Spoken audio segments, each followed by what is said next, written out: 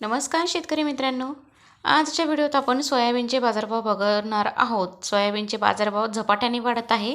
तर बघूया आजचे ताजे बाजारभाव.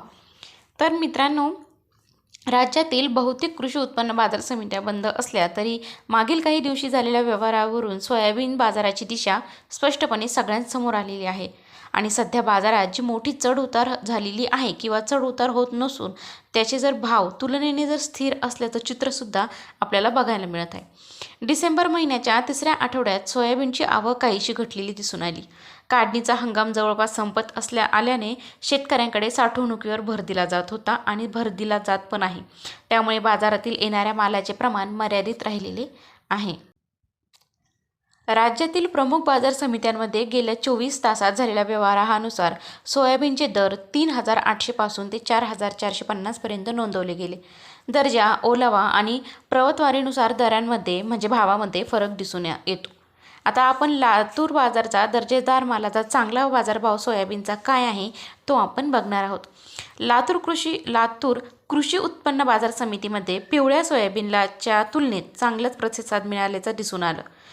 तिथे किमान भाव 4,000 असून आणि कमाल दर म्हणजेच कमाल भाव हा 4,450 पर्यंत पोहोचलेला आहे आणि सरासरी भाव हा 4,250च्या आसपास होता.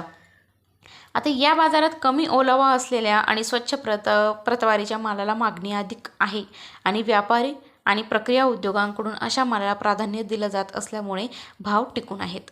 अमरावती व अकोला आता यांच्या दरामध्ये मर्यादित हालचाल होती. अमरावती बाजारात लोकल सोयाबीनचे भाव 3,950 ते 4,350च्या दरम्यान राहिले आणि सरासरी भाव 4,100च्या आसपास स्थिर राहिले. आता इथे आवकेच्या तुलनेत कमी असल्यामुळे मोठी घसरण टळलेली आहे. आणि अकोला बाजार समितीत पिवळ्या सोयाबीनचा किमान भाव 3,850 तर कमाल दर भाव हा 4,420 इतका नोंदवला गेला आणि सरासरी भाव 4,150 पर्यंत पोहोचलेला असून दर्जेदार मालाची चांगली मागणी आहे. नागपूर आणि बुलढाणा बाजारातील स्थिती काय होती तर नागपूर बाजारात सोयाबीनचा भाव 3,800 ते 4,400च्या या पट्ट्यातच व्यवहार होत होता आणि सरासरी भाव हा 4,200 इतका होता. आणि येथील या बाजारात मोठ्या प्रमाणावर व्यापारी खरेदी म्हणजे जास्त प्रमाणात दिसून आलेली नव्हती. आणि बुलढाणा बाजारात पिवळ्या सोयाबीनचा भाव 3,900 पासून सुरू झाला तर 4,300 पर्यंत गेला आणि सरासरी दर 4,050 इतका नोंदवला गेलेला असून या बाजारात स्थैर्य जाणवत होतं.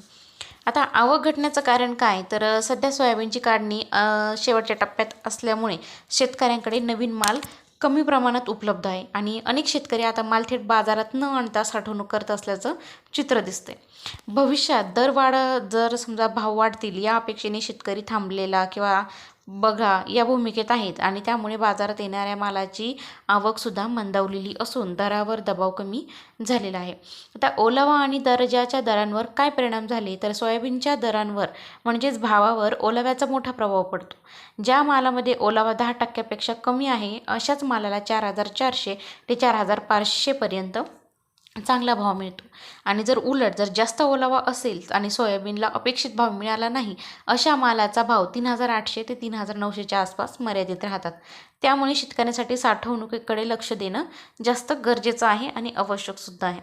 आंतरराष्ट्रीय बाजाराचा याच्यावर काय प्रभाव होतो तर जागतिक बाजारात सध्या सोयाबीन तेलाच्या दरामध्ये फारशी हालचाल दिसून येत नाही. अमेरिका, ब्राझील आणि अर्जेंटिना या बाजारात स्थिर असल्यामुळे भारतीय बाजारावर पण याचा परिणाम होत आहे.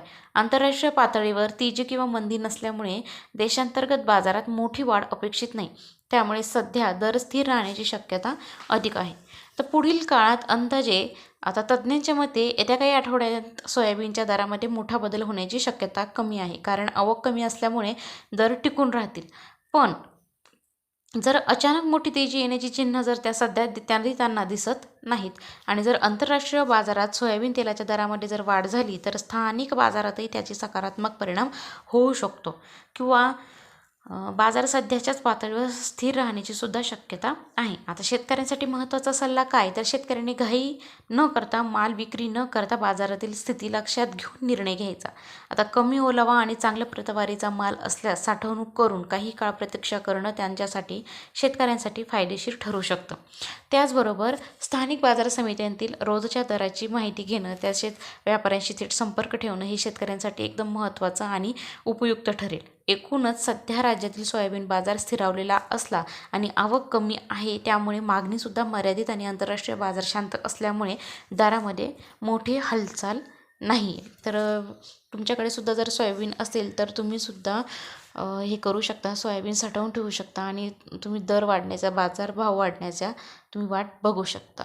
धन्यवाद. जर चॅनलवरती नवीन असाल माझ्या, तर चॅनलला सबस्क्राईब करा. धन्यवाद.